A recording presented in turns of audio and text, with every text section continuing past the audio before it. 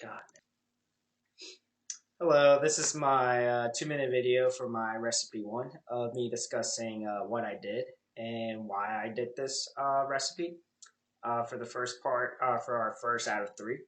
I want to start off by saying first that my main focus is working on coconut fiber and how I can use coconut fiber to implement that into the architecture practice because fiber is such a great, sustainable, and low embodied carbon material that you can implement into buildings, especially especially now that we live in a generation that architecture is really evolving to become more sustainable and to reduce the issue of the climate crisis.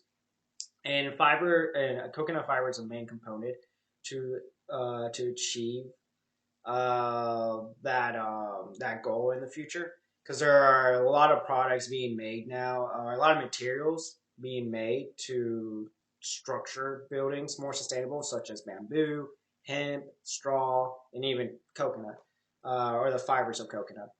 But there's a process to achieve that goal and to constructing coconut fiber. So because coconut fiber, the fibers are layered and stacked against one another to give it that thickness and that strong structure that it needs in order for it to be useful when it's implemented into whatever you're using, whether it can be maybe insulation or acoustic or even some form of decoration.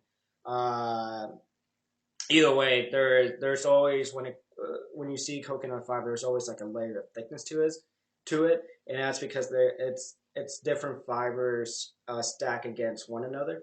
And of the research I did, that fiber is the way it could be stacked. One form of it is that it's glued on together, and there are some companies that actually use the method of like gluing it to like make it stick together.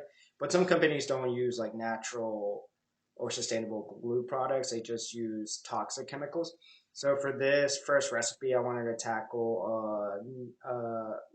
tackle creating a natural glue product or adhesive product that can be used to attach the fibers uh, together. So that was my main focus for this recipe one. I wanted to tackle a natural glue product first before I can go on to the next stage of my recipe two and actually start combining these coconut fibers together and create the design that I see doing in the future.